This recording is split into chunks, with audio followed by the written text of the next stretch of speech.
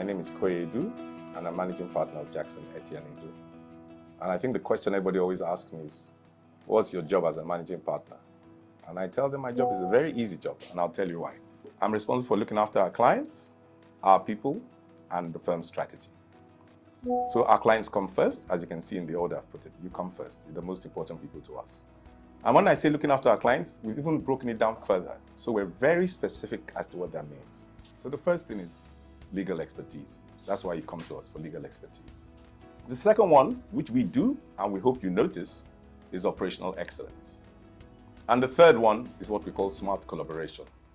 The third one is very important because we make sure all parts of this firm work together to deliver value to our clients. So as I said at the beginning, that's the most important thing to us as you come first. It's all about client satisfaction. Second thing is people, right? First of all, we have 14 partners, 7 female and 7 male. We're the most diverse law firm in terms of our partners from a gender perspective in Nigeria. So it's something I think I should boast about. We normally don't like to boast in JE, but that I would boast about. Apart from that, we have a wonderful team of people. And those people are our paralegals, our business support, plus our over 60 lawyers. That team makes up what we call JE.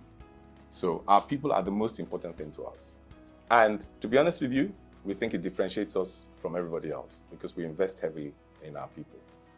But again, it's for you to tell us if we're better than everybody else. The next thing that's important is we have a sector approach which differentiates us, again, from our competitors in Nigeria. We've had a sector strategy for over 5 years, and we're built around 5 key sectors: financial services, technology, media, and entertainment; FMCG, as we call it in Nigeria, which is fast-moving consumable goods; energy and infrastructure; health and pharma. And this sets us apart from everybody else. Every member of this firm, from what we call second year post-call upwards, including the partners, are members of these sectors. By having this sector knowledge, it differentiates us from the rest of the pack. We have a Pan-African approach. We have contacts throughout Africa, and we have associate offices in Cameroon, Ghana, and Zimbabwe. So we're able to meet your needs on the African continent. We think that's key in delivering value-added service in today's new world. The third thing, as I said, is the buzzword: strategy, strategy, strategy. I can't reveal our whole strategy here, but I can tell you things that we're doing that are new. So we've just set up a specific department for regulatory compliance and governance. It's the new baby. And it's in addition to our older departments, established departments: intellectual property, litigation and dispute resolution, and the corporate commercial department. This fourth department was birthed this year, and we think it's part of this new world. It's all about regulatory compliance and governance. The person in charge will tell you more about it, but you can find it on our website. Having said that, I think I've captured the key elements of JE, which is around our clients, our people, and our strategy. Thank you very much. It's been a pleasure.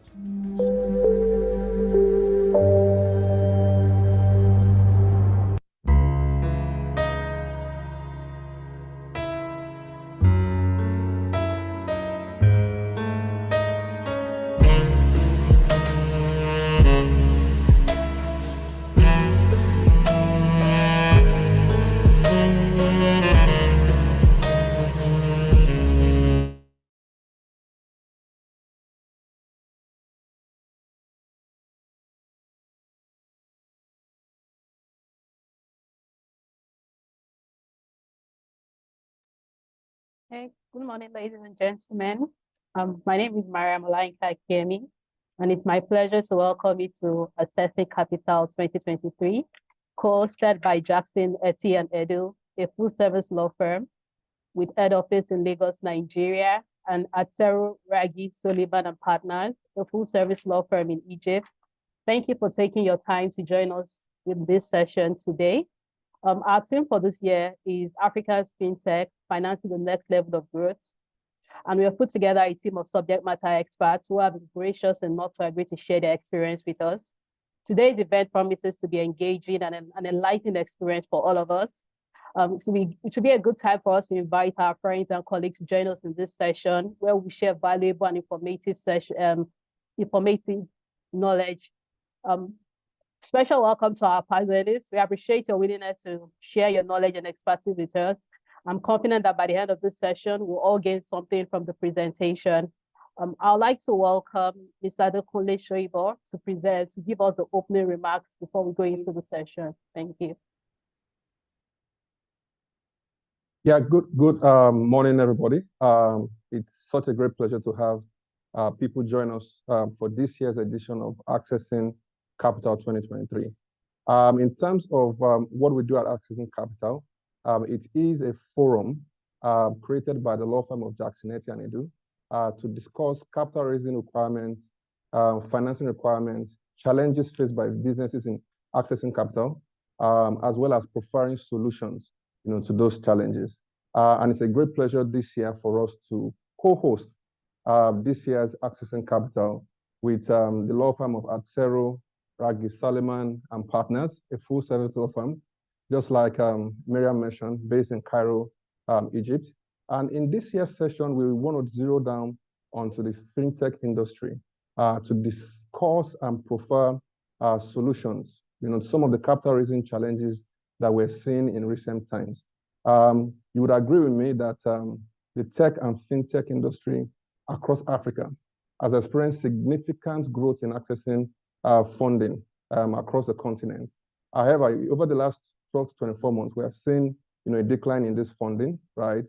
And from data available to us, particularly from the African Tech Startup Funding Report and the African Private Capital Association Research for Q3, shows us a number of things concerning how this industry is going on. Between 2015 and 2022, the African tech startup, access capital, ability to access capital increased by 1,000% between 2015 and 2022. And that figure increased from $185 million US, right, to $3.3 billion US in 2022. And in 2022 alone, the fintech industry was able to attract $1.4 billion US in funding. Amounting about 3.3% of the total funding raised, in 2022 by African tech startups.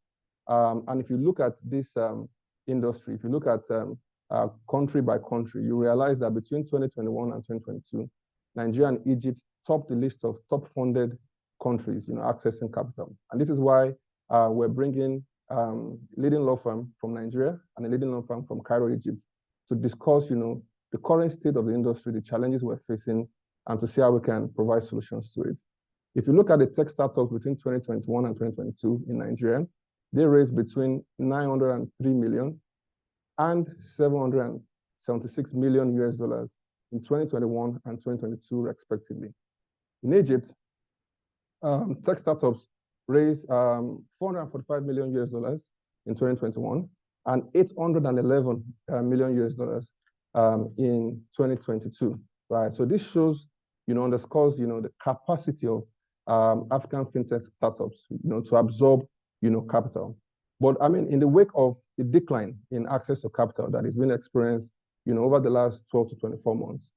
For instance, if you look at the African Private Capital Association Q3 research, the figures there shows that West Africa alone, in terms of access to capital, there was a decline of 59% year on year, in terms of capital flows in comparison to Q3 of 2022, right?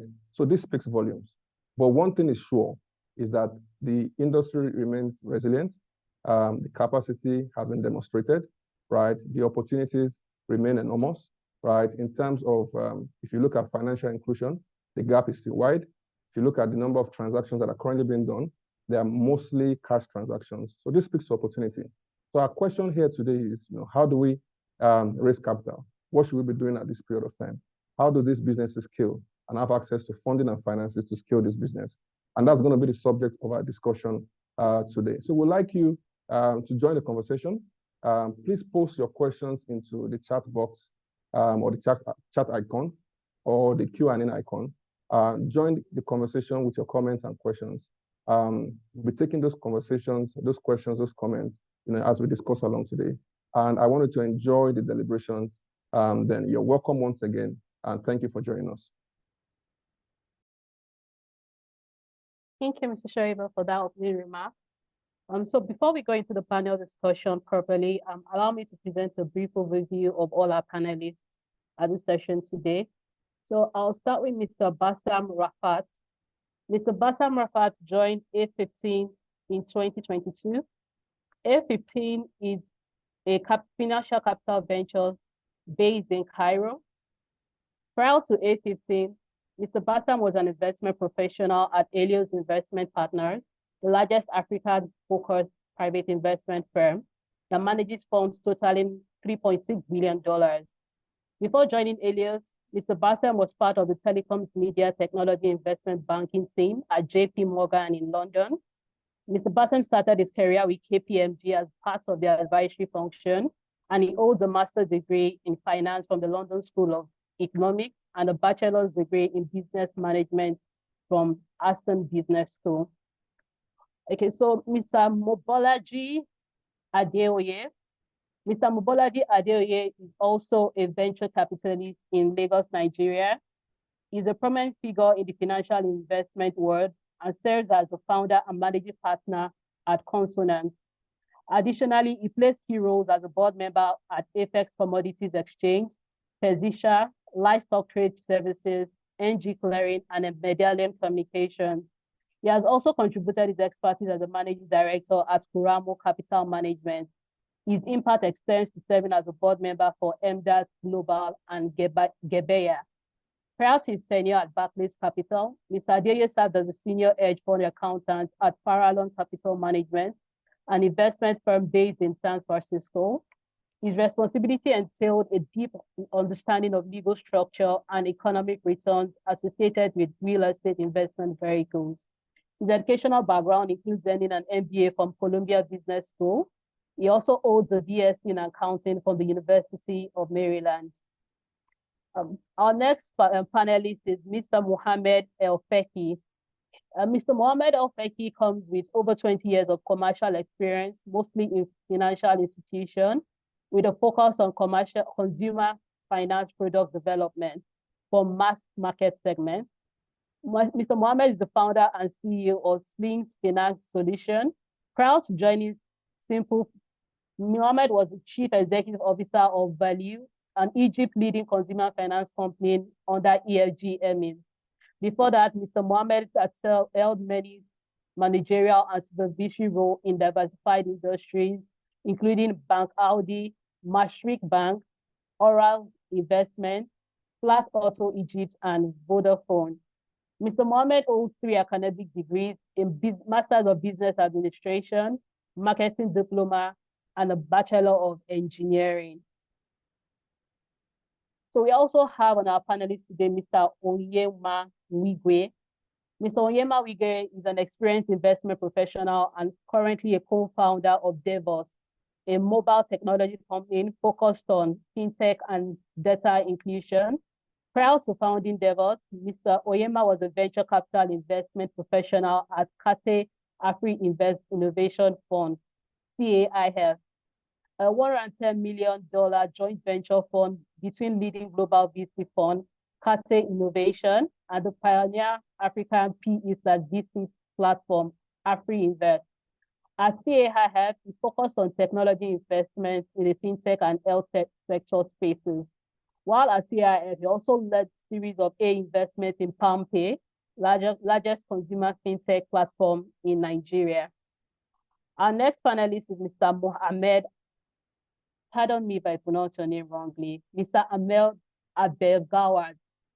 Dr. Ahmed Abdelgawad is the co-founder of ADSERO, our co-host today, Ragy Soliman Partners, and is co-heading the mergers and acquisitions and capital market practice area. In addition, Mr. Ahmed is simultaneously teaching at the criminal law department at the Faculty of Law, Cairo University. Furthermore, Mr. Ahmed obtained his PhD in the general theory of capital market crime from Cairo University in 2015. He has over 14 years experience in the legal field, during which he focused mainly on mergers and acquisition and capital markets. In addition, Mr. Ahmed has participation in a number of arbitrations in Egypt, as well as several major litigations, in addition to representing his clients in a number of project finances and syndications.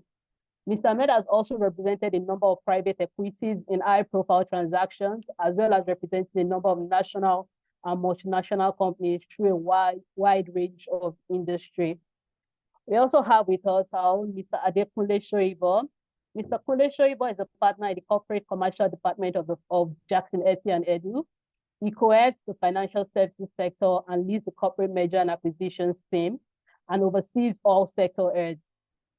Mr. Kunle Shoibo has over 15 years experience advising regional and international clients of capital markets, private equity, and mergers and acquisitions, and clients rely on his advice to successfully complete their transactions.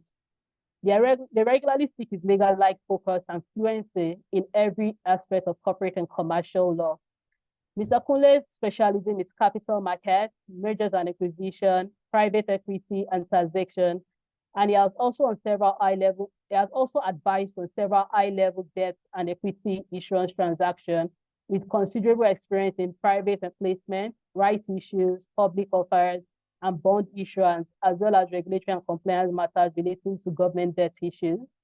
He has advised us on big ticket private equity and merger and acquisitions with banking, insurance, oil and gas, manufacturing sectors. The acquisition of Union Bank of Nigeria PLC by the consortium of private equity firms in which he was involved was also described in IFRL 2013 as the largest private equity deal in sub-Saharan Africa. Mr. Kunle has been recognized in the International Financial Law Review 1000 since 2019 for his impeccable work. Reviews published by the IFRLR include Kunle was very helpful in getting the transactions to close, going over and beyond, volunteering to help with issues that were not strictly legal. I was impressed with Kunle and how focused he was on the deal to close. Kunle has also served as the Financial Secretary of Nigeria's Capital Market Association. So these are the panelists we have on board today, and we're sure that it's going to be a delightful and informative session. But before I move on, I'd like to also introduce our moderator for today. We have with us Ms. Yeye Wida. She's a partner in the law firm of Jackson Etti Edu as well. She oversees the regulatory and compliance practice and is also a co-sector head of the technology, media, and entertainment sector.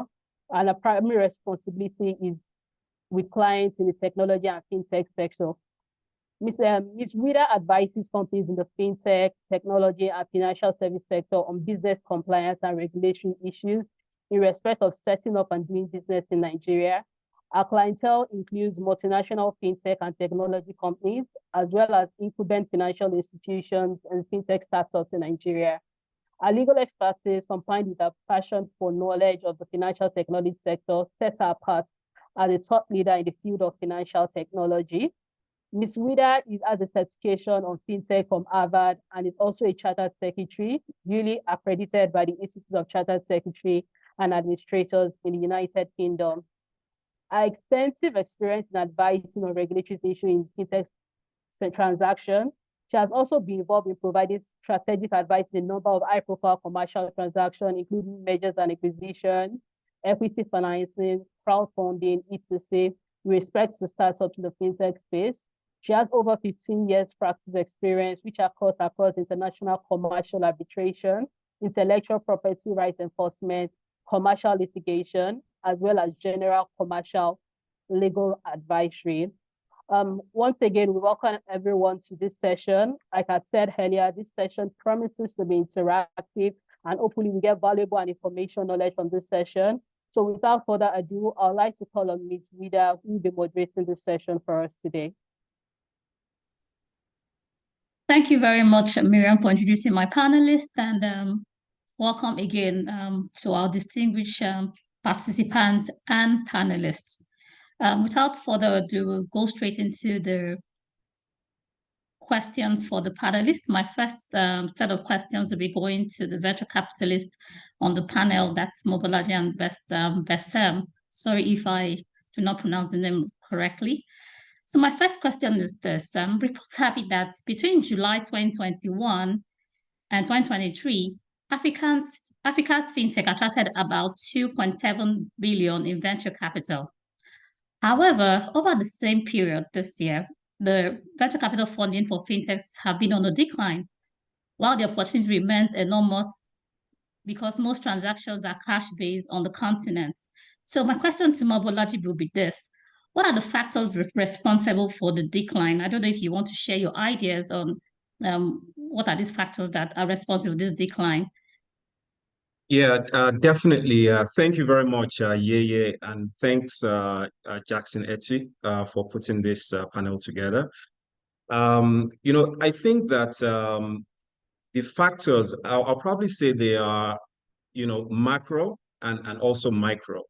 That number you quoted in terms of fintech investments, I'll probably say that probably about 70% of that flow came from outside of the continent, right? So that means that when sort of like the global markets sneeze, right? I mean, our VC market find funding, will catch a cold, right? And I think the seed of that was planted in 2008, right? When the Fed took rates to almost zero, right, as a way to kind of rescue the global markets from financial crisis.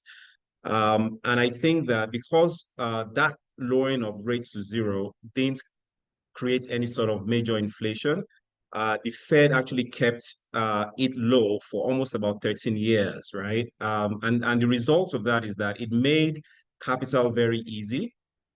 A lot of people bought things that they shouldn't have bought. Pricing got out of whack. And as you remember, when COVID hit us, that really, the global economy really sort of took a hit. For example, like supply chains, etc. So that created some level of inflation, right? Which now created some tightening, from the Fed. What now happens then is that because, buying and selling, pricing is determined by sort of like that tug of war between buyers and sellers. So when the Fed started the tightening, and inflation sort of because of inflation, I think that most asset allocators decided to take a risk-off approach, right? I mean, if you can't really sort of determine asset prices as much, right? I mean, you sort of revert to fundamentals or to very safe assets. And I think that because of that, because of this risk-off position of most allocators, that is affecting fund flows into Africa, because as I said earlier, most of those fund flows are coming outside of Africa. So I think that's sort of like the macro, the key reason, for the decline that we've seen, in the fintech investment space.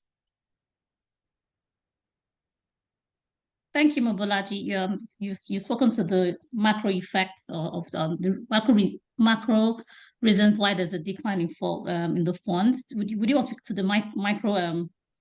Definitely, because you said there were definitely. micro and macro, so I don't know if you want to speak to the micro reasons. Yes. Yeah, so I think so. I'll probably say that the micro reason I'll probably say is that I think where we are within fintech, I mean, fintech probably saw majority of the flows. And I think that the allocators at the moment, so if you see sort of like the opportunities in fintech, the major opportunities, right? Payments, wealth tech, lending, etc. Right? So if you see that lending as, lending tech as kind of proven to be somewhat difficult, I think with payment tech, there's some level of competition there and large players. So I think that the next set of opportunities, where those will come from, if entrepreneurs start sort of looking outside of payments or outside of lending, I think that may attract additional capital. But at the moment, I think that there's just not a whole lot of options, for folks to to feel sort of comfortable that they are investing in something that is, I'll probably say like is not in a highly competitive environment or arena, right? So I think that's a bit of the macro. The macro is just investors trying to figure out, what next in fintech to put money in. And I think we're in that period where folks are just kind of deliberating on what to, what are the big opportunities to invest in aside payments and lending. Thank you very much for the insights, and I'll move straight to Bassam. So where should just latching on to what Mobolaji has said. So where should African fintechs be looking towards for funding, in your opinion? Bassam? Thanks. Yeah. Great. Yeah, just coming off mute. I think as Mobolaji was saying, funding has dried up. In my view, predominantly, and this is not an Africa challenge. It's not a fintech challenge. I think it's a global technology challenge. Post change in interest rates, capital has become more expensive, more scarce, and there's been a general risk-off sentiment, and that has affected global funding and has led to a correction in valuations and also a change in the rules of the game. In the run-up to 2021, entrepreneurs and businesses were being rewarded for growth almost at any cost, with little regard to things such as unit economics, profitability. The rules of the game have changed since then, and now investors are looking a lot more at, are you selling this product or service for more than it costs you to produce or serve, and what is your ultimate path to profitability? So what I would say is there capital being deployed globally? Yes. I think dry powder globally is still quite high. According to some metrics, probably at record highs. There's been a lot of capital that has got into this asset class in the run-up to 2022 when the market saw a correction. However, a lot of investors are currently on the sidelines waiting to see whether the bottom has been reached, whether there's still more correction to come for valuations, and waiting to see businesses and entrepreneurs adopt the new criteria that investors are starting to look at, which I just mentioned a few moments ago. But have addressable markets problems that are being solved changed? Not really. If anything, I'd probably say in our markets and on the continent, the problems are as they have always been, if not kind of more significant. So where should entrepreneurs be looking? I would say typical investors that they've always been looking at, whether it's global, regional, or local pools of venture capital. But I think typically in challenging markets, the people that kind of step up and fill the gap tend to be development financial institutions who take a more long-term view and have other criteria beyond the commercials, things such as impact, employment, and so on. And fortunately for Africa, there are a lot of DFIs, as they're called, that are quite active. So you have the likes of IFC, which is part of the World Bank. They recently launched a $225 million platform to back early stage startups in Africa, Central Asia, and the Middle East. You have the British International Investment, which is the investment arm of the British government, formerly known as CC. They announced deploying or committing to deploy $250 million into African tech companies by 2026. Others include DFC, Development Finance Corporation in the US, European Bank for Restructuring and Development, EBRD, FMO, Proparco, DEG, the list goes on, and there's quite a few of these, and Africa is kind of front and center in terms of their mandates and strategies. So I would encourage entrepreneurs in Africa to consider DFIs, in particular where their business model involves some form of an impact angle. So that could be financial inclusion, in creating job opportunities, enabling small and medium-sized businesses to operate and digitize payments and so on the continent, because that very much achieves the objectives of these DFIs and makes such entrepreneurs and businesses more eligible to attract funding. Okay, great. I think you've also spoken a bit to the next question, which are other options outside VC. I don't know, Mobolaji, would you want to share any other additions to the point that Bassam has raised, or? Yeah, definitely. I think in terms of other options outside of venture capital, I mean, definitely you have grants, right? So grants, maybe competitions, right? Could be useful for companies that are somewhat in the pre-seed or even sometimes seed, right? You can also look at so you can look at grants. You can also look at things around revenue-based financing. If you have consistent revenues, that could be an option.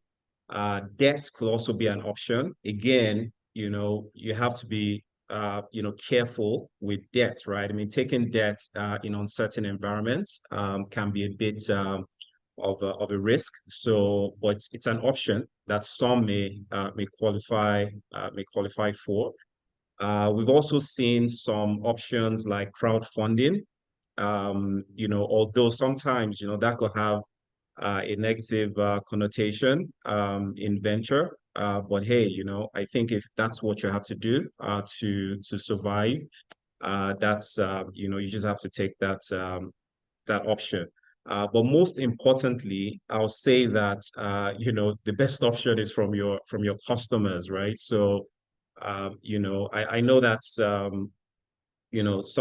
kind of like, okay, well, of course, customers, right? But yeah, but your customers, I think particularly if you're providing a very useful service, to big corporates, for example, they may decide to sort of, give you some level of investments, or even sort of just pay you ahead of time, right? If you're providing them with a quality service, so that you don't stop operating.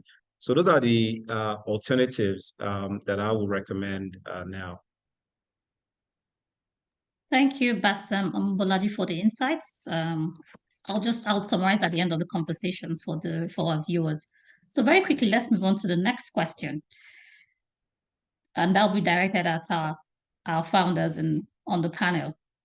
So fintechs in Africa are structured around digital payments and transfers, e-wallet, payments process solutions, digital lending, remittances, cross-border payments, and digital banking. So to Oyema, what are the areas out of aside the above mentioned will attract the most financing in Nigeria today or Africa today? Yeah, so thank you everyone, and thank you to ADSERO and JE for the invites.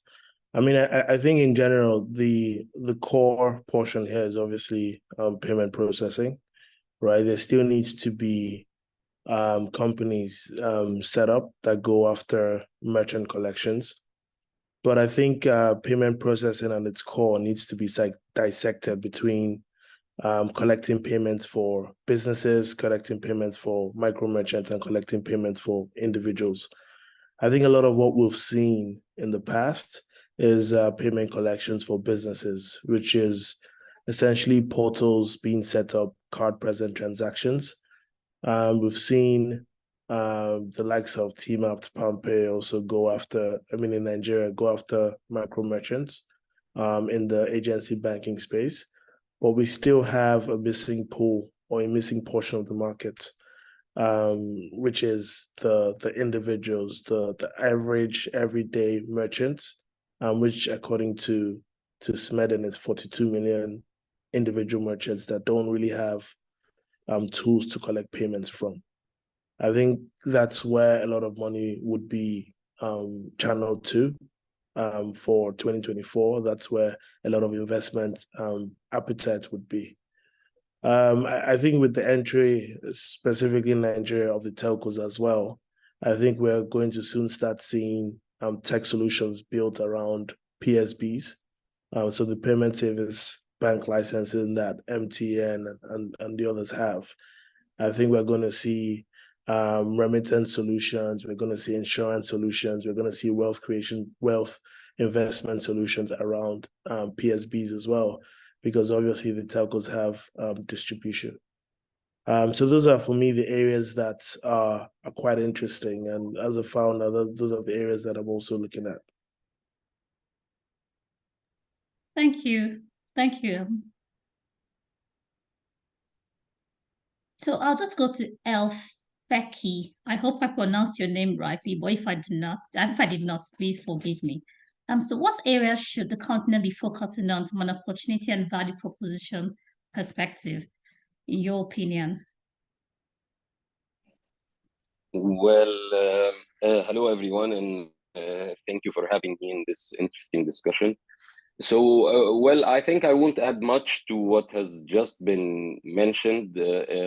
It starts all with the payments, all forms of payments, whether for the B2C or B2B business and user.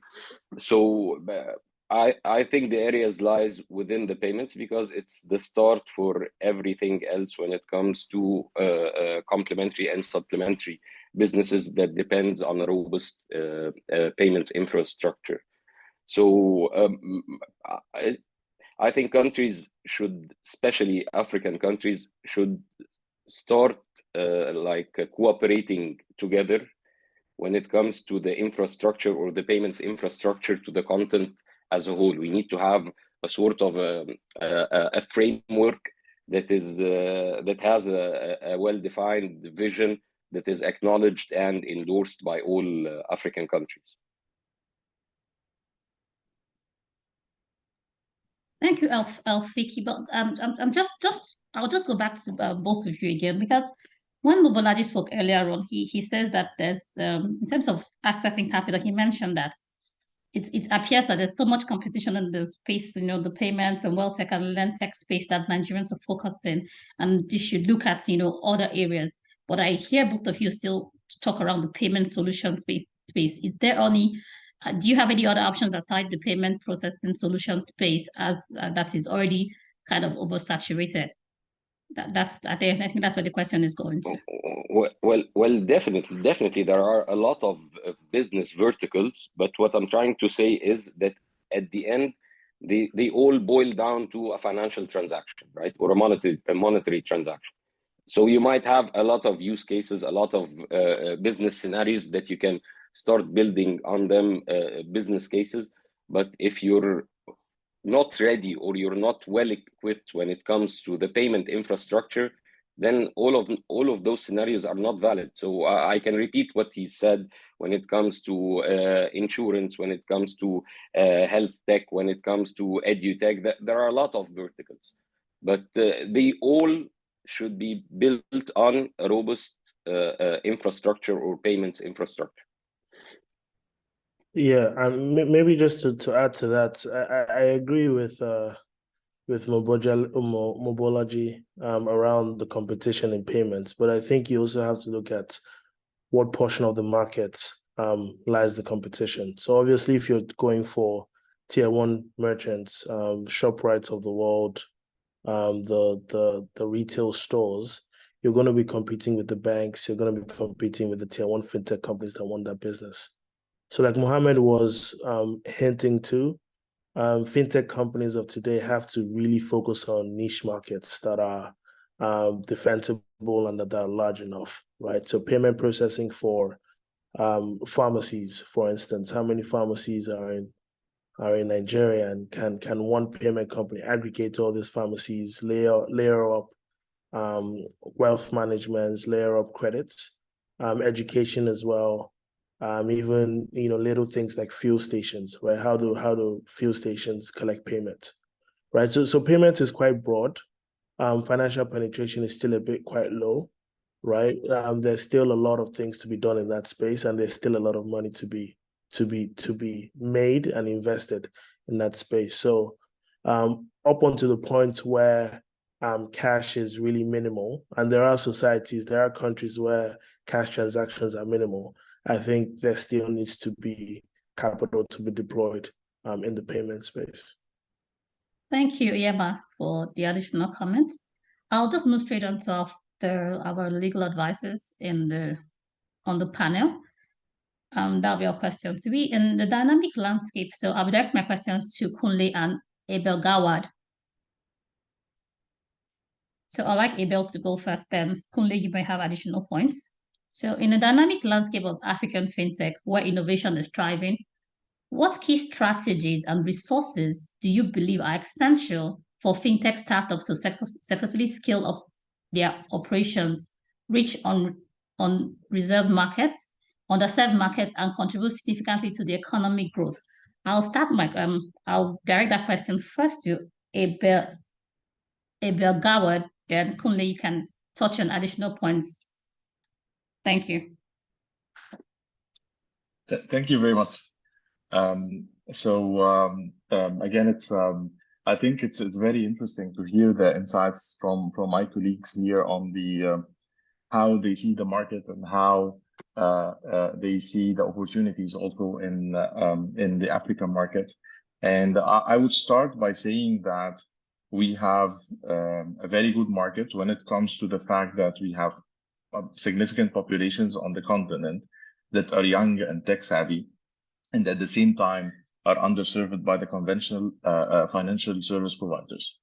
And basically, this gives opportunity for a lot of innovation for the startups. I also like the comment relating to the competition when it comes to the payment services and the fact that we now have giant players, global players in this front. I think as a startup, to think in the right strategy, first you need to see where you will provide differentiation in the market. Of course, there is a big gap. So if you provide basic, just copied fintech solution from any other country, it will work, it will grow. However, I think it's important to make sure that you leverage your existence in the market, try to customize your products to make sure that you have differentiation and you have an added value where giant players are coming in or thinking of coming in. You still either have a role to play in the market or you become an attractive target for them to acquire in order to provide additional services. Maybe key remarks: when we look at the fintech industry, we find a lot of stakeholders around the fintech startup that they need to look into each vertical of the relationship with these stakeholders to make sure that of course they do well, but more importantly, they have a sustainable business model. So looking towards the regulators, we have two types of regulators that are relevant to fintech, key regulators that are relevant to the fintech startups. We have the financial regulators on one side, and we have the tech regulators on the other side. I think it is very important to make sure that you are compliant when it comes to, as much as possible, of course, but you focus on the compliance components in your work product when it comes to the financial regulations or the tech regulations. However, just to be also pragmatic in what we are advising, there is a balance between the full compliance, because it does not make sense in this industry to be fully compliant in the sense that you limit your innovation. You're doing a lot of new things, but there is a balance that needs to be struck. There is a risk assessment that needs to be done, whether what I'm doing is disrupting the market in a way that is expected to become a properly regulated industry, or I am just disrupting the market in a manner that is not sustainable and not expected to be allowed even by the regulators in the future. The other vertical, of course, is the technology and the utilization of data. I think there is a competition now on how to capitalize on the data analytics, and based on this, start to provide innovative offerings and solutions. We have a lot of interesting domains that I think could be complementary again to the payment services and to the lending tech, for example, the KYC services and investing in technology, basically complementing the offerings that are there, behavioral scoring of customers. So I think investing in this area, of course, would be of great importance and traction in the market. The last thing that I believe, there are a lot of things, but just being conscious of time, I think it's very important to consider partnerships with key players that could be, again, complementary to the offering. We see this a lot in Egypt. We expect this to be in other countries in the continent. Partnerships with telecom providers capitalizing and monetizing on their significant databases.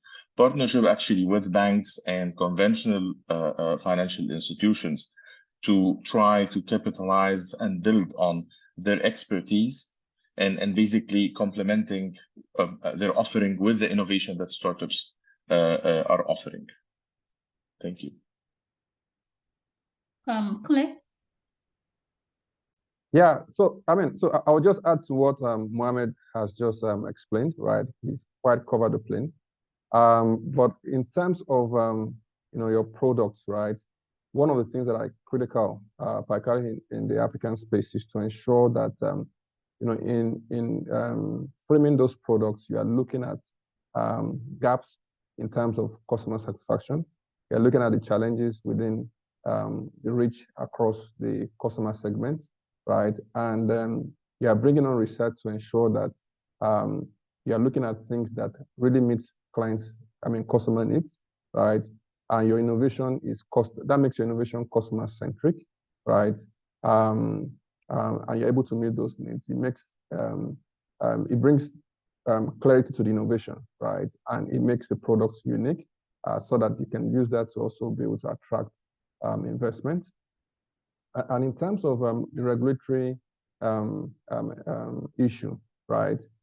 This could be a major challenging issue to tech companies and fintechs, across the continent, and that's because what fintech and tech does generally is to disrupt, and in many cases these regulators are not well familiar with what you're trying to do, right? And it could be a major roadblock to success, in your business model.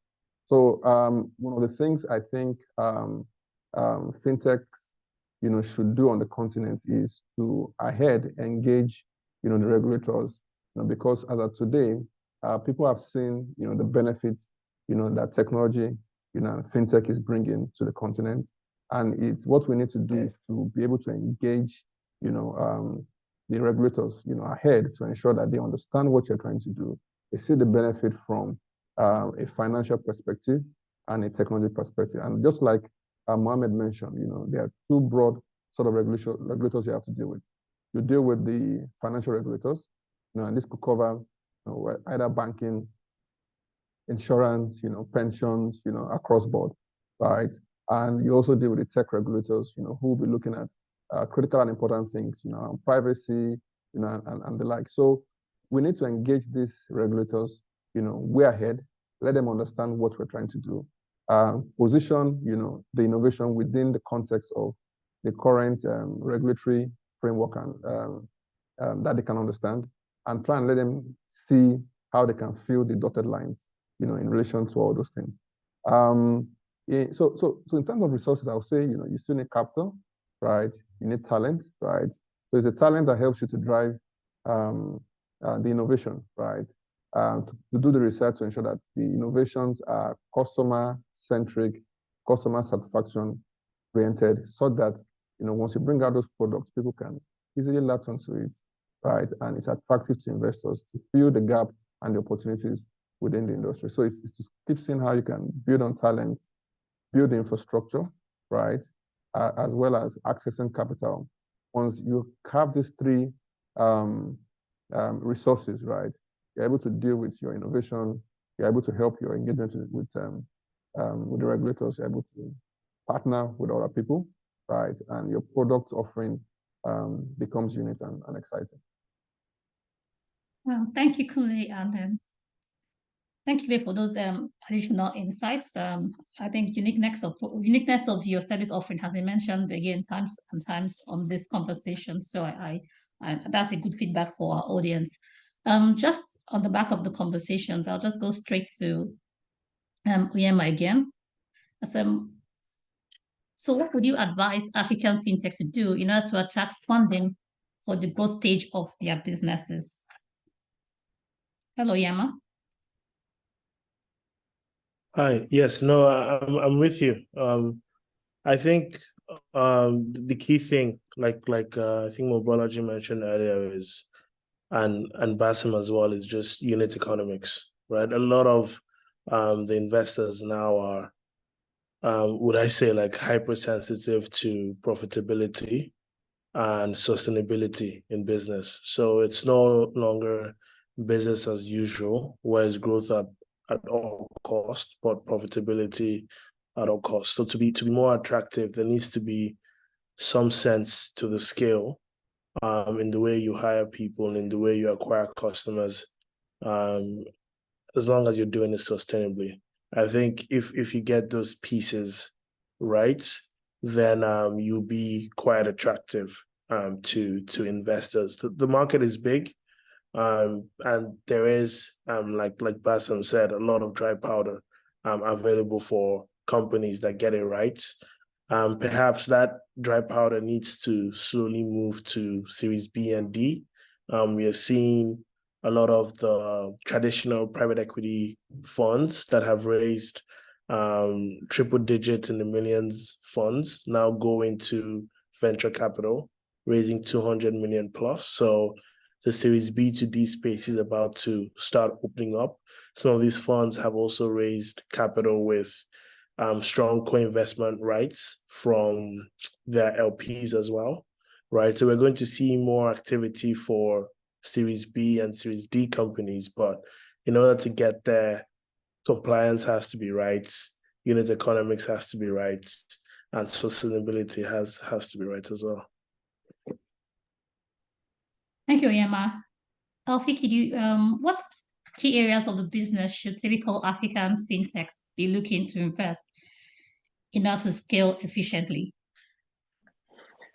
Well, I can add a few points on that, especially on scaling. So definitely you can start with having a local understanding of the market you're working in, the challenges and the opportunities. So you need to have a profound understanding of this. The other thing that is really important is whenever you're building a sort of a tech platform, you should adopt a user-centric approach or a user-centric design, because when you build a tech platform, you're definitely solving for something that you've captured on the ground or within your society or within your country. So how people would use this platform and how easy it is to use and how easy it is to onboard them on the platform, this is very crucial. Also, something that is very distinctive about African countries specifically, and this is maybe my personal opinion, but whenever you're building a tech platform, it should be mobile first solution, because the handsets or the mobiles penetration rate in Africa is completely magnificent compared to other countries or other continents. So any solution that does not involve your mobile handset or is not operable with mobile handsets, I think it will have a very long shot to be workable. So, and then last but not least, especially because of how populous this continent is, so we're around like 1.4 billion in terms of population, and only maybe less than half of this population are actually bankable or banked customers. So there is a huge opportunity for addressing financial inclusion or focusing on financial inclusion, and focusing, as Abdigawad said, on the underbanked and unbanked, or maybe completely the underserved. So this is really important, that whenever you're solving for something with regards to a business model that relates to financial services, it should have at its core financial inclusion. Also, I am with what has been mentioned earlier. I think also Abdigawad mentioned it, but with localization. You need to understand the culture you're working in, or the African culture for African countries, and localize the technology to be more adaptable by the population. Don't just come and copy and paste whatever you've seen all around the world, whether it's in the States or Europe or the Far East. In essence, yes, you might copy the idea itself, but in execution and how you would execute something like this, you should put a lot of weight on localizing the product or the business model you want to operate. So these are my key strategies for scaling up any startup business in Africa. Thank you. Thank you, Ofiki. Your points are well noted. Client eccentricity and adapting your product to the local environment, very, very key. Having said, I will just move quickly to our next question, which will go back to Mobolaji and Bessam. So the question is this, coming from a Pan-African perspective, should we be looking at investing and building a Pan-African payment infrastructure company that will form the backbone for payment systems on the continent, or should fintech businesses be making the investment in payment infrastructure?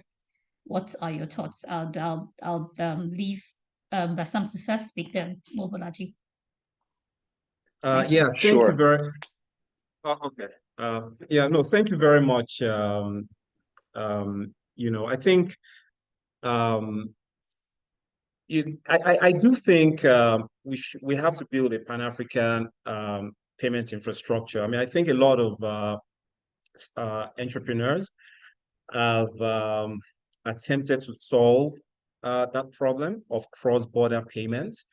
It's a complex problem to solve because you have to deal with multiple regulation. 54 countries.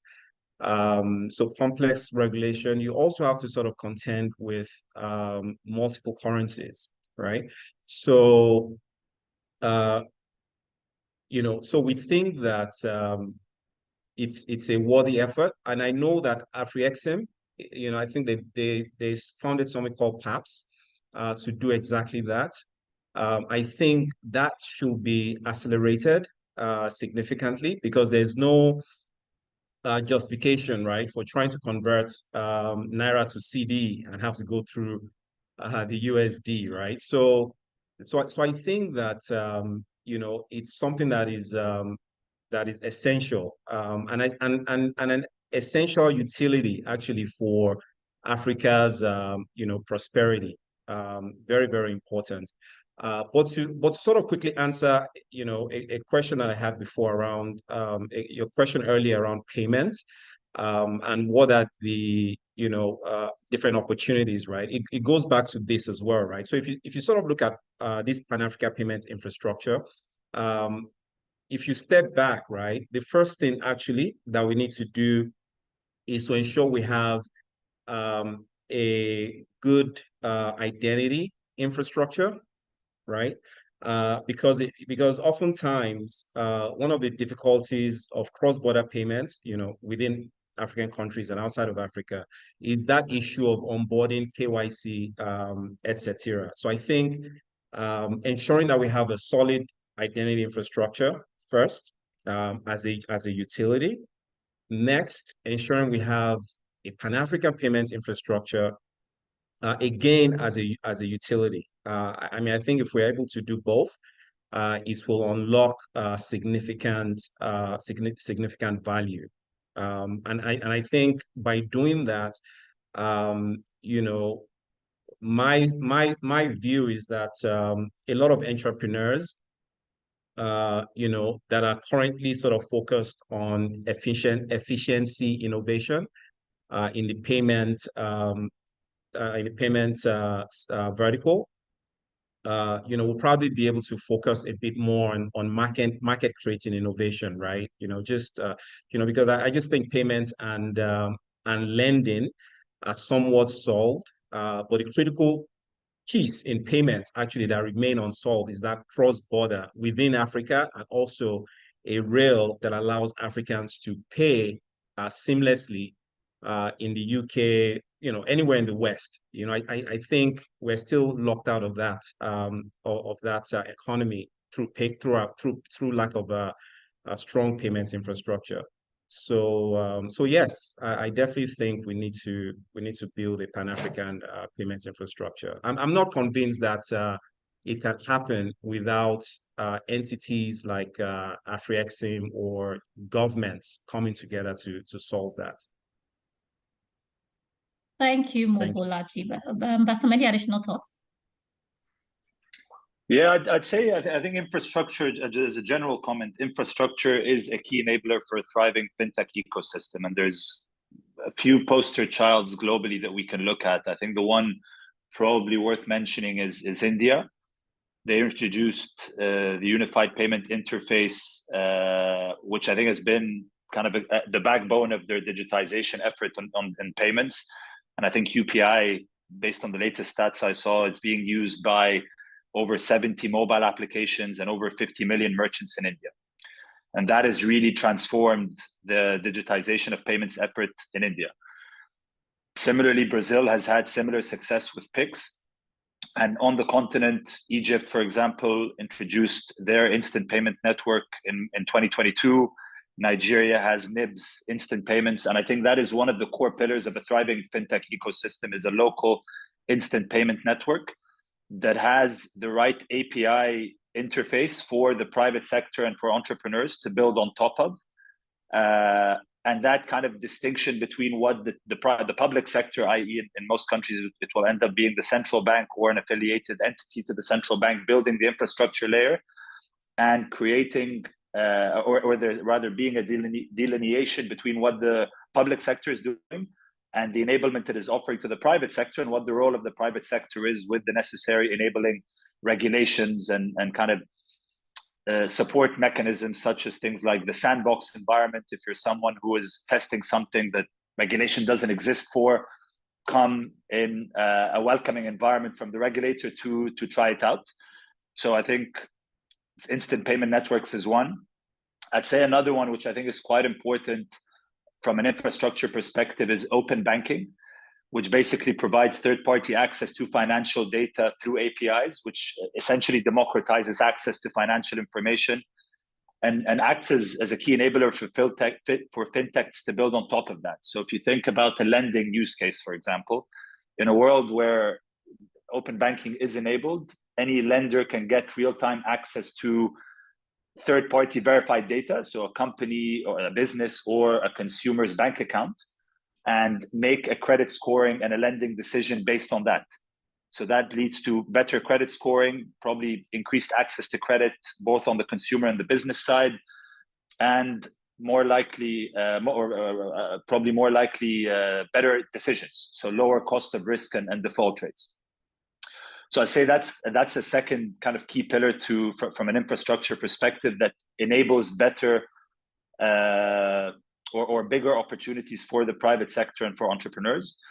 The final one I'll mention is peripheral, or what I call it, peripheral enablers and infrastructure layers. So that's things like, I think Bolaji touched on this, things like digital identity, digital KYC, digital KYB, digital sanction screening, e-signatures. And there, I think, one, enabling it and having it be permitted. And we're seeing a lot of countries on the continent move in that direction. And companies such as Smile ID, Valify in Egypt build kind of products and services in that realm. But I think enabling interoperability cross-border is also very important. So, for example, if a Nigerian business has been KYB'd and is allowed to, and has a digital identity that is approved by the central bank, and that business is making a transfer to an Egyptian vendor, for example, does the Egyptian bank need to onboard this Nigerian business and KYB it, or can it rely on the KYB that's been completed in Nigeria? So having unified requirements across border and kind of trust that country X, trust from country Y that country X has actually done this the right way, I think will go a long way in terms of enabling cross-border kind of transactions and business on the continent. Thank you, Bassam, for the additional information and giving us insights on what other countries such as India and Brazil have done in terms of making unified payments within their own countries. Just very quickly to our participants, I would encourage us to drop our questions in the Q&A box down below so that we can quickly take your questions as we wrap up the panel session shortly. Having stated that, my next question will now go to the legal advisors. Kunle first, then I'll pass on the question to Abdel Gawad. Okay, great. With African Continental Free Trade Agreement, which has been a buzzword for quite some time now, it's poised to transform inter-African trade. How can fintech innovations play a pivotal role in facilitating cross-border transactions, payment solutions, financial services across diverse African markets? And what sort of partnerships can help harness the full potential of this for the African fintechs? So I'll let you, Kunle, go first, and then additional comments we'll receive from the Gawad. Thank you. Okay. Thanks, Ye, for that question. So I will piggyback on what Basim and Bolaji have said, right? And that's in relation to the fact that, even though the payment segment of the fintech innovation, has been quite explored, right? But there still remains a lot of opportunities around cross-border payments, right, and infrastructure. Basim mentioned the Unified Payments Interface, the UPI, being utilized by India, right? So in this regard, since the opportunity there is quite large and enormous, I think that the AFCFTA is a platform to ride on to ensure that we can create platforms, infrastructure across the African continent that enables, payments, and all sort of infrastructure. Fintech transactions can go on seamlessly across the continent. And for this to happen, there are a couple of things we have to solve. Currently, Africa has different kinds of currencies, right?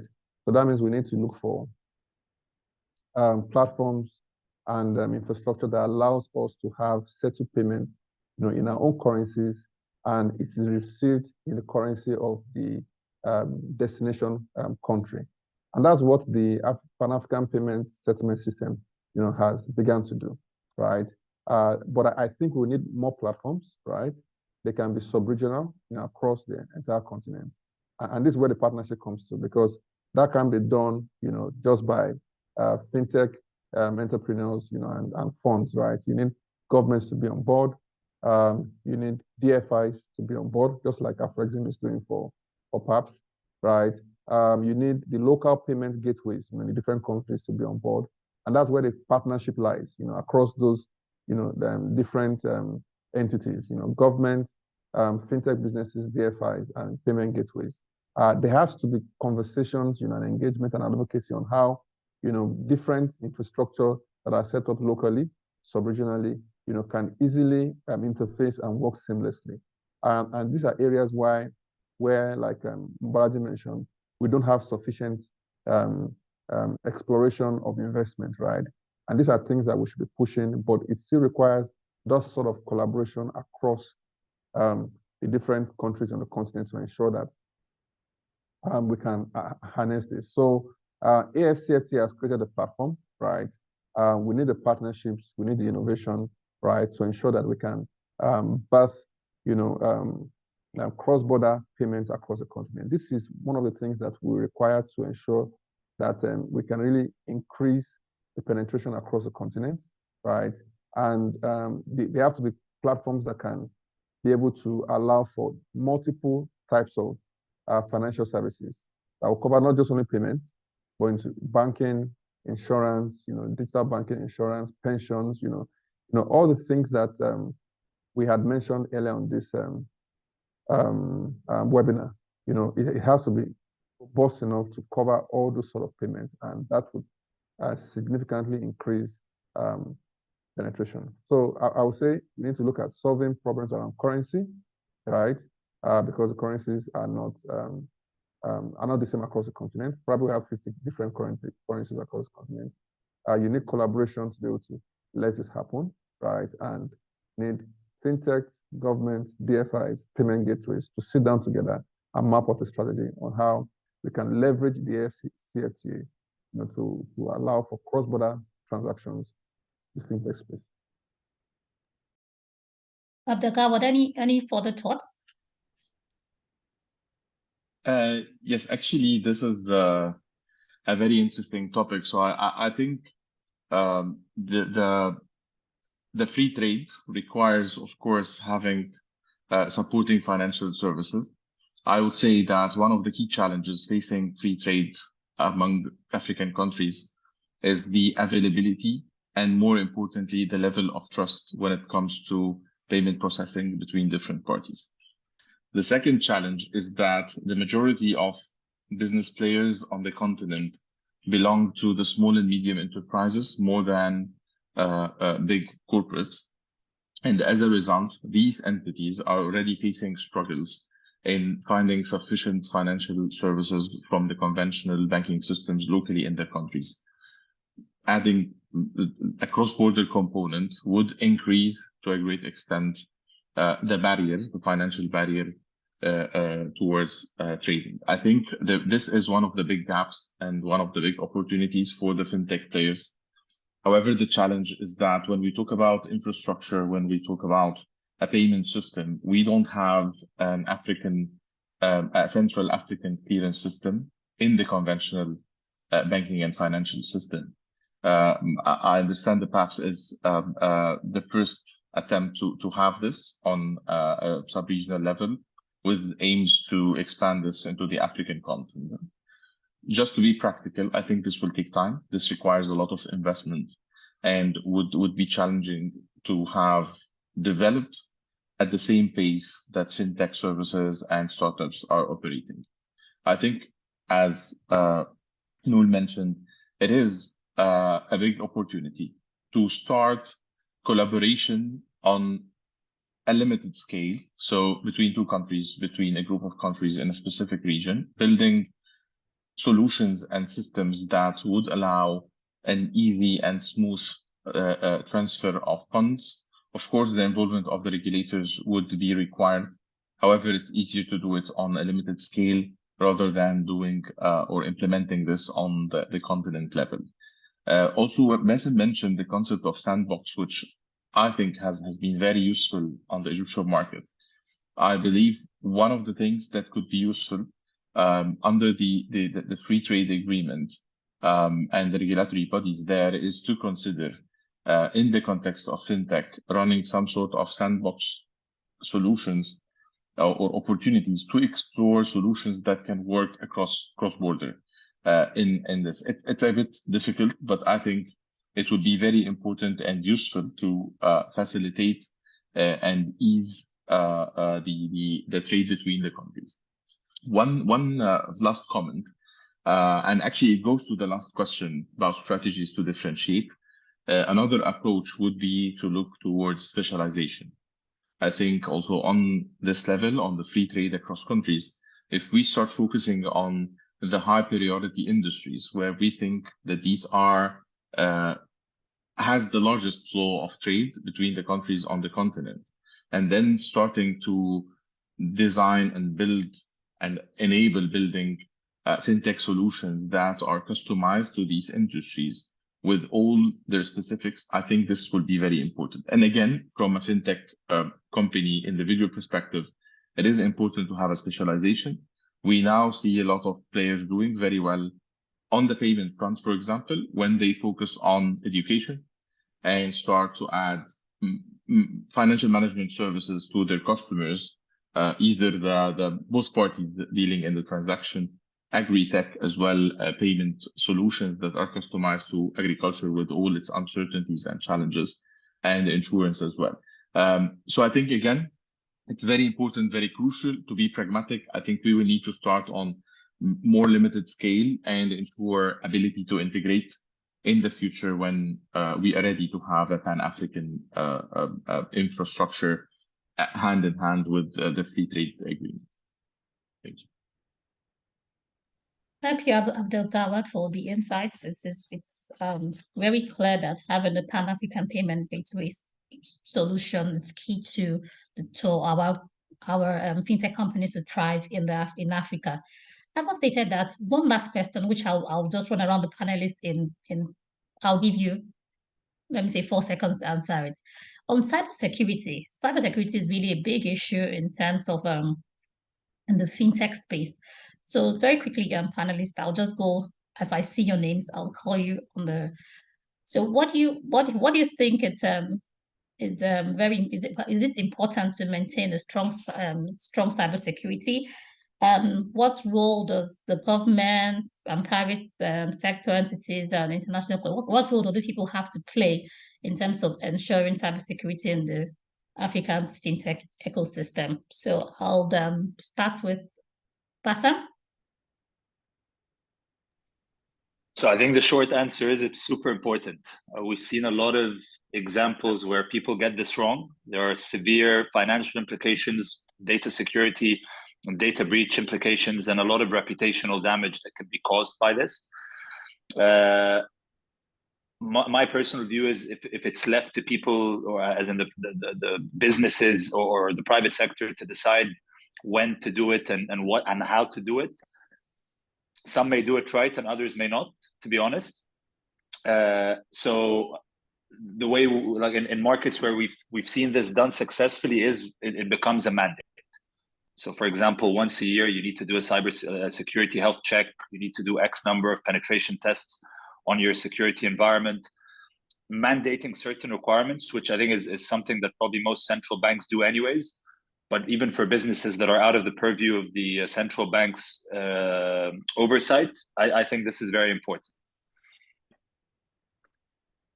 Thank you, Bassam. Mobolaji, your thoughts in 4 seconds.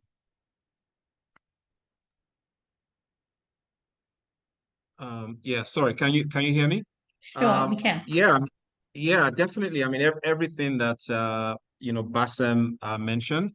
I do think, though, that the companies themselves, financial services companies themselves, can actually be proactive as well. Something as simple as having a common register, for fraud, right? I mean, that's something that is simple. That they can actually, well, collaboration sometimes is not that simple, but that's something that they can easily do, right? To minimize that. Other things that they can do is educating their customers, right? But as Bassam said, I think sometimes, it takes an orchestrating entity, to push everyone to do the right thing. But it's critical and very important that is done. Thank you, Mobolaji. Kunle? Kunle, your thoughts on cybersecurity and Yeah. So I mean, I agree with everybody. And I think the more the fintech and tech landscape expands and grows, it becomes more and more important. And what happens is ultimately is that, like people will say, you're always strongest at your weakest point. That issue always comes to play as well. And I think in terms of regulation, that would also increase, right? And it's also important that we have mechanisms to cover, vulnerable companies, like small companies who are coming up.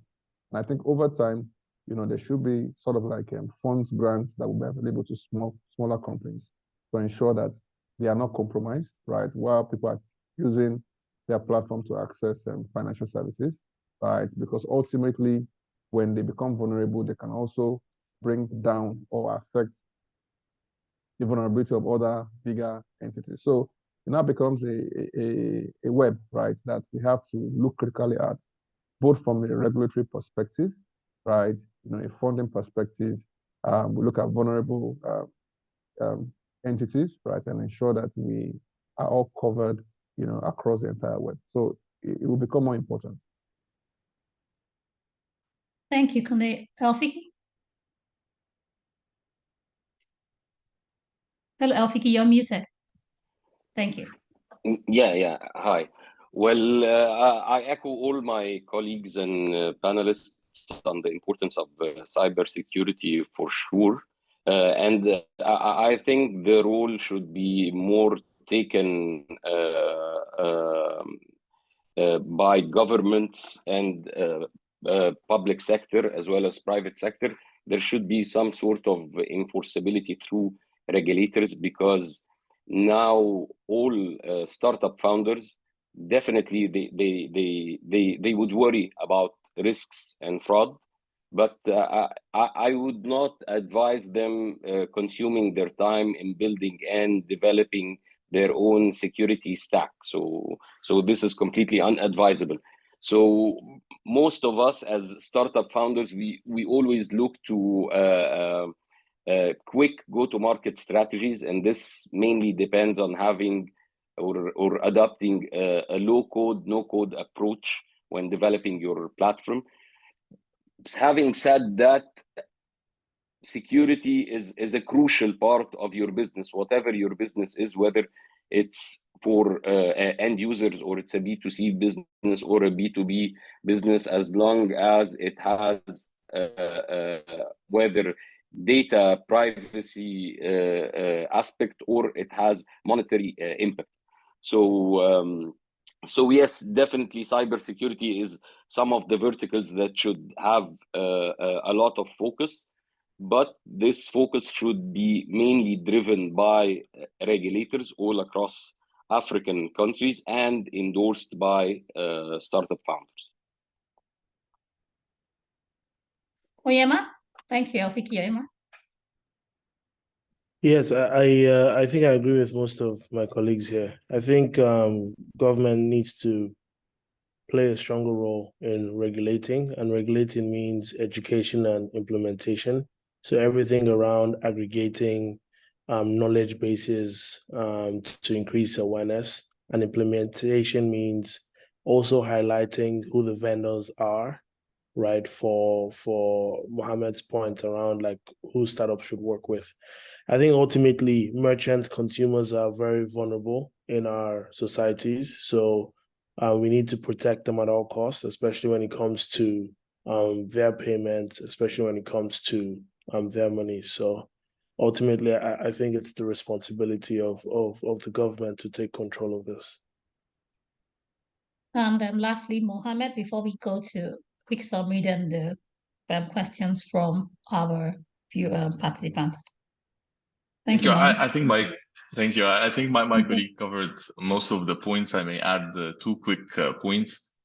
First one, cybersecurity can be translated in business terms into trust. So the stronger cybersecurity you have, the more trust people will have in your product. And the second thing is actually related to enforcement. I think on government side, enforcement is the key thing. If we can have strong enforcement and cooperation between countries in enforcement of violations relating to cybersecurity, I think this will increase the trust on the continent and the financial service providers operating there. Thank you.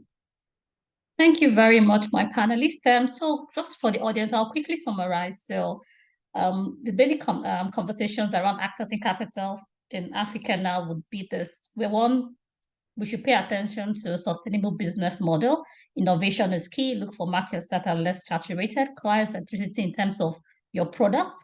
Government support is very key as well. And compliance with regulations is also key. Another thing we've also stated is partnerships. Partnerships with key partnerships like the telcos and the traditional financial institutions is also key for accessing capital. As also we mentioned that developing Pan-African payments gateway is really important, that we cannot do this without the help of government and other financial institutions that play in that space. And lastly, we've also talked about paying attention to cybersecurity to avoid compromisation. And my panelists have also emphasized the need for government regulation in this space as well. Having summarized the conversations on the panel this morning, I will now go straight to the questions, which I'll be directing to my panelists. I didn't fit. If you haven't dropped your questions, please do so. I can already see my panelists answering some questions. So the ones that haven't been answered are the ones I'll be raising. So Ibrahim Alabidu has asked this question, and I think I'll throw it to Yema. He says, what relationship between fintech, data protection, and privacy?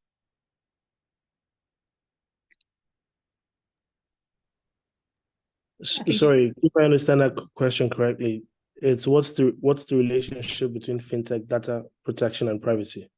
Yes. I think you spoke about it already on cybersecurity. I know you mentioned data protection in your conversation. So yes. Yes, well, I think they're all interconnected. I think to pay, you need KYC, which is where the data is. You know, how much someone pays, what that individual is paying for, that's where the data protection comes, right? So at its core, I think everything is interconnected. Fintech, data protection, and privacy. Thank you for that. I trust that. I may add. Yes. I may add a few comments. One comment on this. I think there is a very tricky part when it comes to data privacy interacting with fintech. Bassem talked about the open banking and the availability of financial information in order to enable companies to run scoring. I think there is a friction and there is a challenge here in order to strike the right balance between protecting the privacy of individuals and at the same time availing the data to financial service providers and financial institutions in order to be able to run the scoring. I think this is one of the interesting topics when we comprise fintech and data privacy. I don't have an answer on what's right and what's wrong, but I think this will be an ongoing debate in order to set the right balance there. Thank you, Abdulgawad. So another question is, I think I'll throw this to to Bassam and Mobolaji. So this is from Soliman Partners. Say, how do you envision fintech companies addressing the dual challenge of inflationary pressure and the imperative to onboard unserved communities? Additionally, do you anticipate any shifts in the sector focused on facilitating access for individuals who are currently unbanked, particularly in light of economic fluctuations? Considering events such as the currency depreciation in Lebanon and subsequent banking crisis, do you think people may be less inclined to trust evolving fintech platforms, or do you see challenges as a greater motivation for individuals to turn to fintech solutions for enhanced financial security and stability? Yeah, so let me just take the issue of trust. You know, in the financial services sector, in as much as the traditional institutions oftentimes have very poor customer service, the fact of the matter is that most people still trust them, you know, because obviously they've been around for a long period of time. You know, they're highly regulated, and people just feel more comfortable, right, with the fact that they've survived over a long period of time. So that trust is there. Now, the fintechs that are able to gain trust, you know, from customers and have the right regulations, you know, compliance in place, I think that they stand a very good chance, right, to upend some of the traditional guys, especially if they now add that with solid customer service, you know. But trust is not something that is easy, you know, to gain, right? I mean, it's and I'm sure a lot of fintechs found that out. You know, I mean, it's very difficult to displace those traditional trusted institutions, but it's possible. You know, you just have to you know, do some of the things they don't do much better. And also, you know, to the question of cybersecurity, you know, you have, as a fintech, you have to be extremely careful about that, right? Because you don't get the benefit of the doubts that the traditional institutions get. So if you have a bad case of fraud, you know, you're going to see a lot of outflow, you know, from your platform. So yeah, so I think, you know, yeah, the fintechs, the funding in the money in fintech or the usage is just a bit more sensitive, to bad news, than traditional institutions. There's so many additions. Yeah. So I mean, and I think sorry. Go ahead. Go ahead, please. Yes, Bassam was just speaking. Sorry. Sure. Yeah, I'll try to address the first part of the question. I think it was quite a loaded question with multiple limbs. It So let me try is. to take It the first is. one. I think the first one was around the trade-off between serving underserved communities in an inflationary environment. Yes. I think this comes back to one of the earlier points we discussed in the discussion around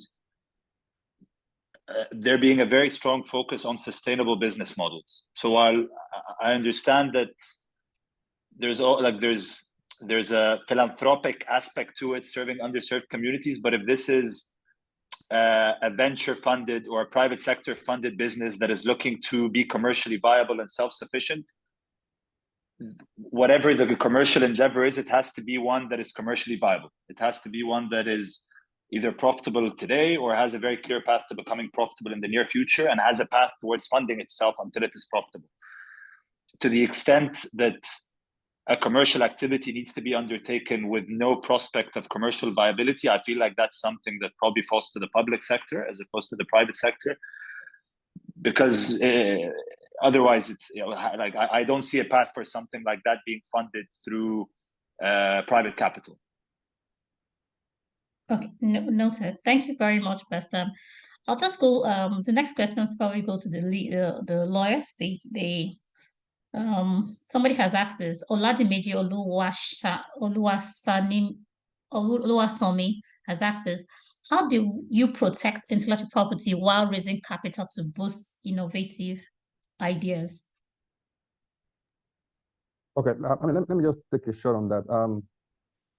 So importantly, when you're trying to raise capital, you have products that you need to protect, and you want to ensure that nobody steals your idea at that point in time, right? Because your idea at that point is an asset that you have to use. So, from the legal perspective, you have to ensure you put in place things around the use of non-disclosure and non-confidential, non-disclosure agreements, right, and confidentiality agreements, with the people that you engage with, right?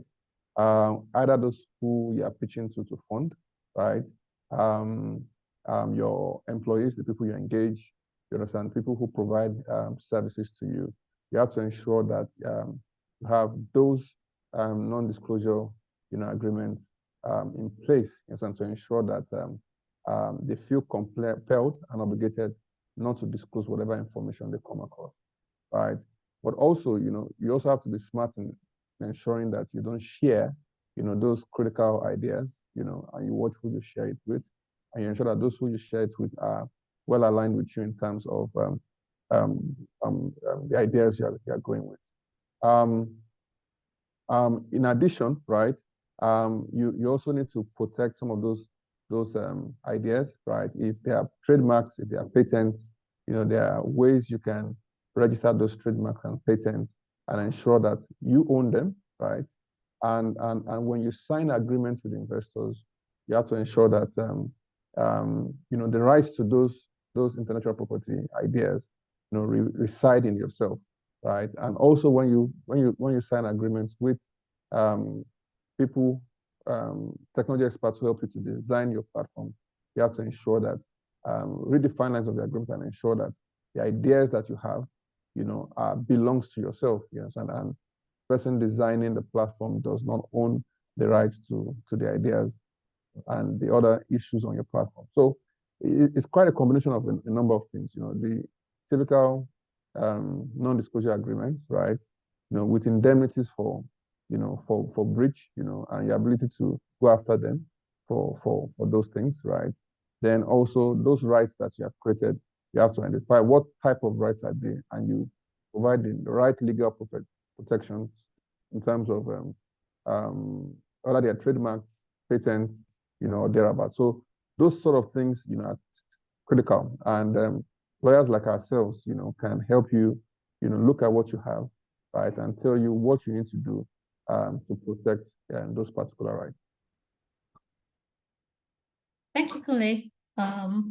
Thank you, Kule, for that response. Another question has come up here. Let me see. So my question is more around strategies for new business lines for fintech companies. Should fintech look to securing funding by creating SPVs as startups, knowing well that startups get more funding in fintech in Africa? Put differently, should new ideas be focused on securing a new funding? I think we'll just direct this to Mobolaji and Bassam since it's around funding. So they're asking, should we set up a new SPV for each new idea we have? Basically, yes.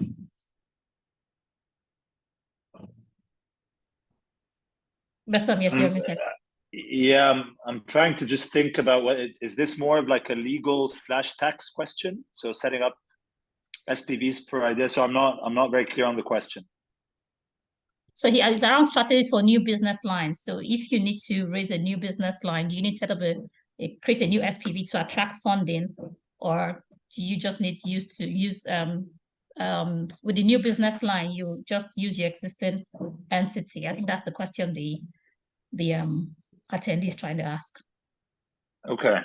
So I think attracting funding generally requires a very clear and well-articulated equity story. So you need to the extent that you have one that is different to an existing entity or business that you're operating, I would say separating and having each one kind of stand on its own 2 feet is probably advisable. If that's the question, because the reference to SPV seems to relate to kind of legal entity structure as opposed to business line. So sorry if I've answered the question incorrectly. I just wasn't very clear on which direction it was heading in. Okay, maybe we should go to Mobile. Did you have something to say? I see that you're Yeah, muted. I mean, I think it's not clear, but I'll definitely say that you should seek to raise funding in the entity that you're operating, right? To keep it simple. Now you can decide to domicile, if you're assuming that you have one operating entity, you can decide to domicile that in Nigeria, or Delaware, or Mauritius. It all depends on who you are targeting for fundraising. The only time I can think about you have to maybe create another entity is if you're going into a business line that is regulated and that and the rules doesn't permit you to engage in other types of businesses, right? So for example, you're getting a license to be an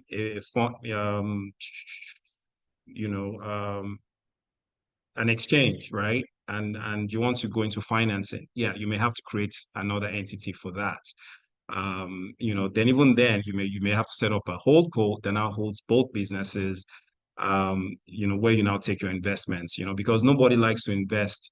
People like to invest in people like to be well aligned with whom they're investing in. And I think that's the critical thing that you have to think about when you're sort of trying to think about your vehicles. Alignment, with the people that are giving you your funding. Okay, thank you. Just for the Mohammed, do you have any take on that? I mean, Abdel Gawa, do you have any take on that? Yes, I think I agree, of course, with what Bassem and my colleague said here. I think that the question is, what's the relationship between my existing business and the new business line? Are they complementary to each other? Can they be separated? Are they separate from a profitability perspective, or they actually serve each other? That's the first question. The second question, what's the status of the existing entity that's hosting the existing business? Is it clean in terms of bookkeeping, tax records, all these aspects, or the due diligence on the existing entity would hinder and stop the investors from coming in? I think all these questions will decide whether to host the new business line in a separate entity or to just include it within the same entity and start raising funds for this specific business line. And of course, the identity of the investors would be very relevant, whether they are strategic investors focusing on a specific industry or financial investors that would be looking on the finances and the profitability rather than focusing on a specific industry. Thank you. Just for time, I'll take two more questions really quickly. I'll direct this to Mr. Elfiki. So Oladimeji has asked, how do you raise capital for an innovative idea? Maybe from a founder's perspective, if you can help address the question.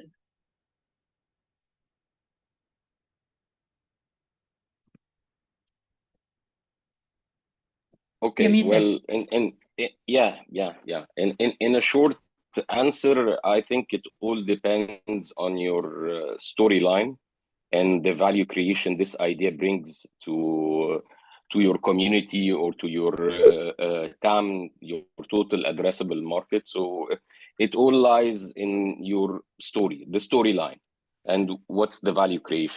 The rest is all cosmetics, because if you're starting a new idea, so you're raising your seed fund, if you did not impress investors or gain their attention because of your storyline and the vision you have for growing such business, then everything else doesn't matter. Okay, and another, just to quickly to Mobolaji, someone has asked, how do you gain international recognition for your business, given you play in the same space as a founder? I don't know if you can address it in a few seconds. How do you get international recognition for your business? Okay, no, I was going to address this to Oyema. Sorry, Oyema. Yes, okay. How do you get international recognition for your business?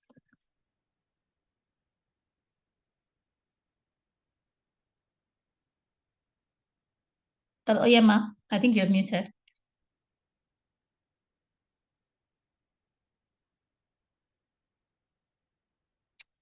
Okay, I think that'll be all. Any other questions not addressed, please send the organizers an email, and we'll get back to you on answers due for sake of time.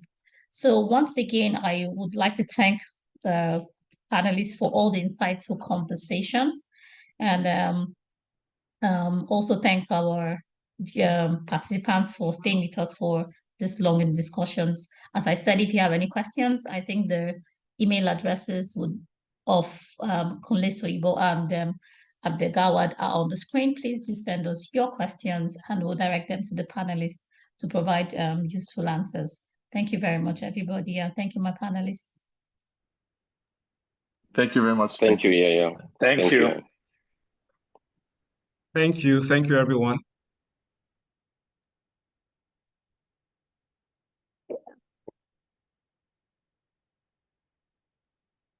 Miriam, you have the floor.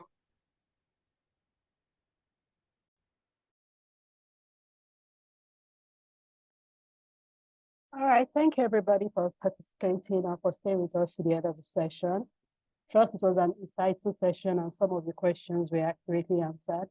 Like Yeye had mentioned, if you have any other questions you'd like the panelists to answer, please just send your questions to the email on the screen, and we'll be sure to provide answers to those questions. The presentation will also be shared with all participants, so you can just listen to it again and see if there are any other key takeaways that will help you answer questions you have. Once again, thank you for joining us, and enjoy the rest of your day.